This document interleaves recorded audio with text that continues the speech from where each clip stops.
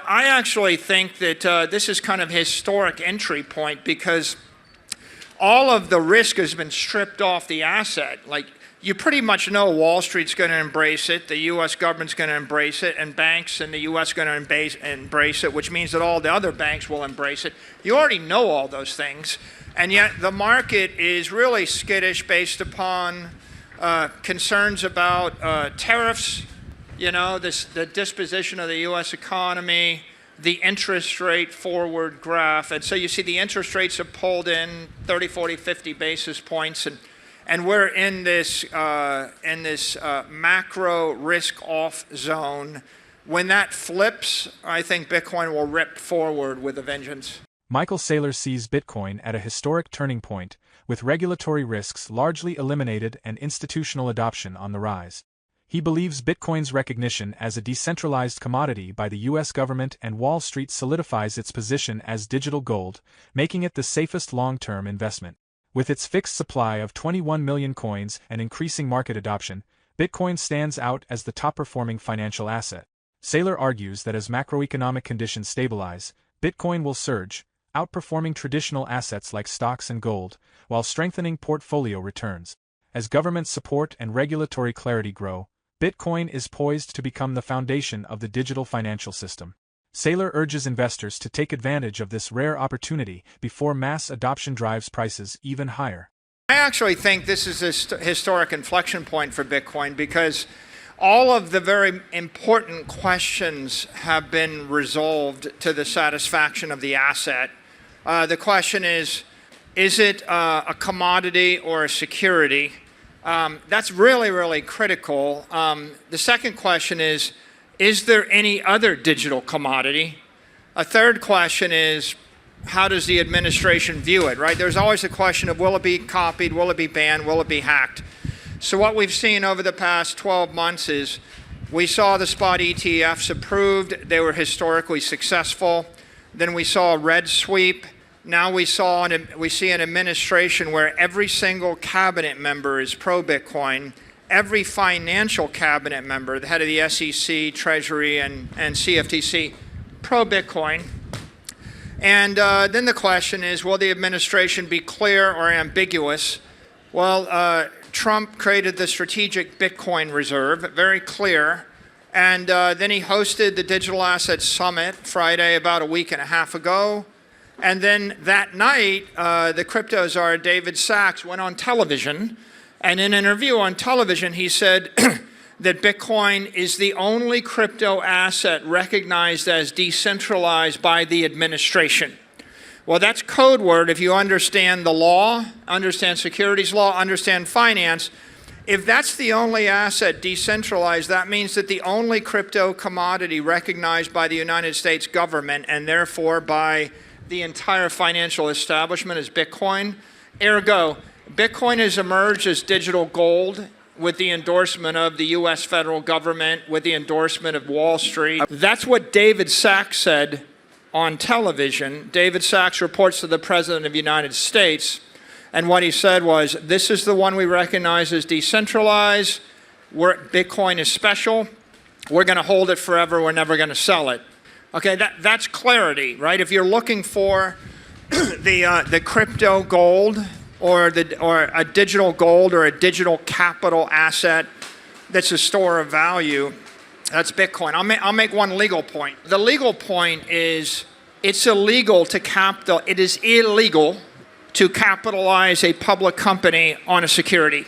So you can only capitalize, but when I say capitalize, I mean if I have $1 billion of liquid assets, I can buy $1 billion of real estate, $1 billion of gold, $1 billion of soybeans, $1 billion of crude oil, or $1 billion of Bitcoin. I cannot buy $1 billion of Mag 7 stocks, $1 billion of Apple, $1 billion of the S&P index.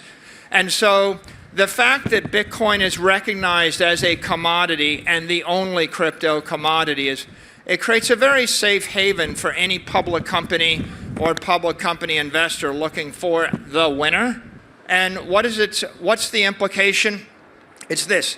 The administration is very pro-digital assets.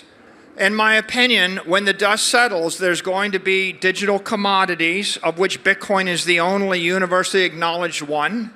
There may be some over the next decade. It'll be very hard to overcome that bar. And I think David Sachs said that as well. He said, it's possible that maybe we'll recognize another asset as decentralized. We don't right now. And there's maybe going to be half a dozen of those in the next 10 or 20 years. That's very rare. The second is a digital currency. That's a stable coin, and so the government's gonna pass. I think the Genius Act will be passed. The U.S. government will allow a U.S. regulated company or bank to issue a stable coin as long as it's backed by treasuries, by currency equivalents in a U.S. Regulated institution. The third asset will be digital securities.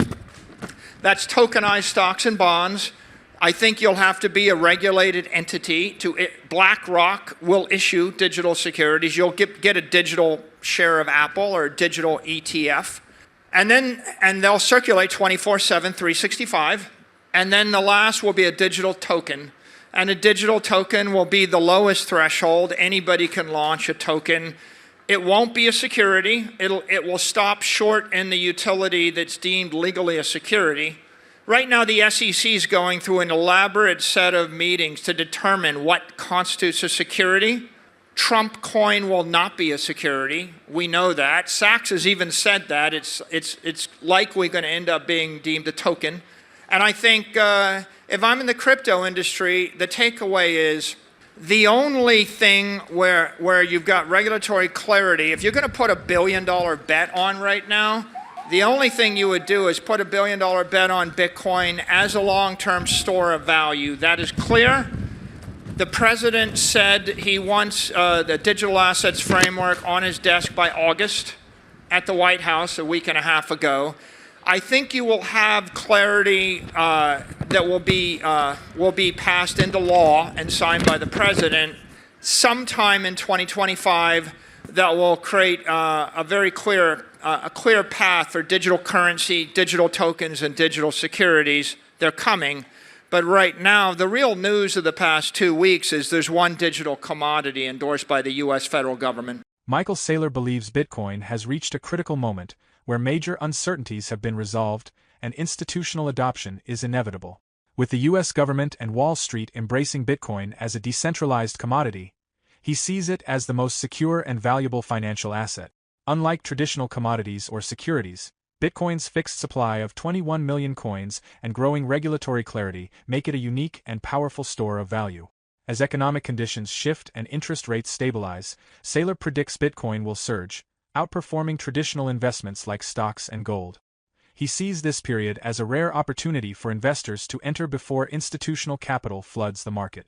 With government backing and increasing liquidity, Bitcoin is positioned to become the backbone of the digital financial system, making it an essential addition to any long-term investment strategy. I think Bitcoin is the most useful financial asset in the world. On Twitter, or on X this weekend, the chatter was someone posted $10 million and took like a 40-to-1 leveraged short bet. And so where else can you actually get $500 million of credit by posting $10 million of collateral on the weekend? And so you have massive leverage available, massive liquidity available. And whenever there's a macro theme, if people are wanting to be short risk assets or short anything, the one thing you can short 40-to-1 cross-collateralized by anything is Bitcoin. So it's going to be more it's going to be more volatile. But I actually think that this is kind of a historic entry point because all of the risk has been stripped off the asset. Like, you pretty much know Wall Street's going to embrace it, the U.S. government's going to embrace it, and banks in the U.S. going to embrace it, which means that all the other banks will embrace it. You already know all those things. And yet the market is really skittish based upon concerns about tariffs, the disposition of the U.S. economy, the interest rate forward graph. And so you see the interest rates have pulled in 30, 40, 50 basis points. And we're in this macro risk-off zone. When that flips, I think Bitcoin will rip forward with a vengeance. The only asset endorsed by a president of the United States in 50 years is Bitcoin. I mean, go back in the last 200 years in the history of the country, and I think if you go to the founding fathers, they wrote in the Constitution that money is silver and gold coin. And then at some point there was a chicken in every pot, and maybe with the founding of Fannie Mae and Freddie Mac, we endorsed everybody to single-family home ownership. But in the 21st century, you have just one asset, Bitcoin. The president saying, don't sell your Bitcoin. Saying more than that, saying the United States won't sell its Bitcoin.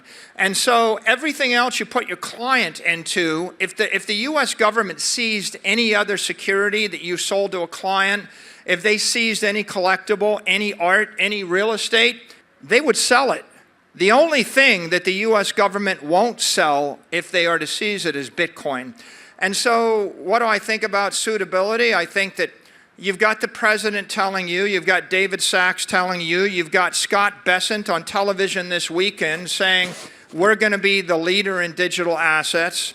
You've got the most successful ETF in the history of Wall Street, IBIT.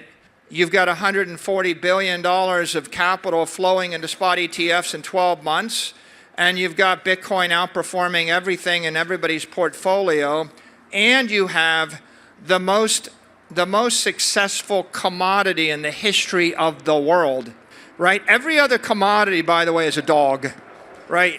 You shouldn't be investing in soybeans or, holding natural gas or gold, oil or gold or wheat or corn, because it's pretty obvious capital and know-how will produce infinite supply of that.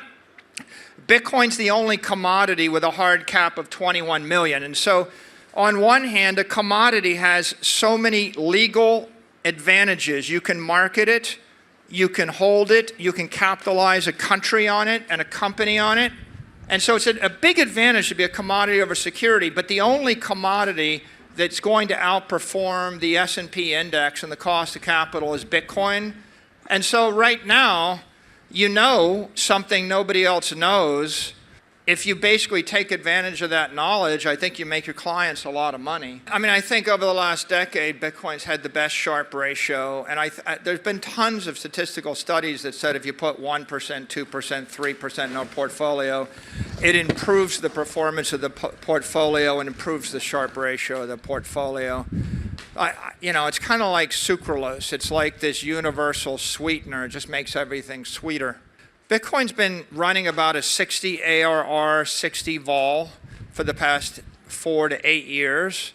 I think that, ironically, most people don't want 60 ARR. They'd rather have 15 ARR, 15 vol. But at the end of the day, if you're looking for the highest performance asset, Bitcoin is it. And if you've got a diversified portfolio, it seems to me like you could put it into a bond portfolio, a stock portfolio, a real estate portfolio. It's only going to improve the performance and improve the Sharpe ratio. Michael Saylor believes Bitcoin has reached a crucial turning point, with government and institutional backing solidifying its status as the leading digital asset. Despite economic uncertainty, he sees this as a rare opportunity for investors before Bitcoin experiences massive growth. With regulatory clarity and increasing adoption, Bitcoin is positioned as a top financial asset. As regulations evolve, its role in the global economy will strengthen, making it a key investment for the future. Will Bitcoin's government recognition push its price to new highs? How do you see Bitcoin shaping the financial world in the next decade? Share your thoughts in the comments.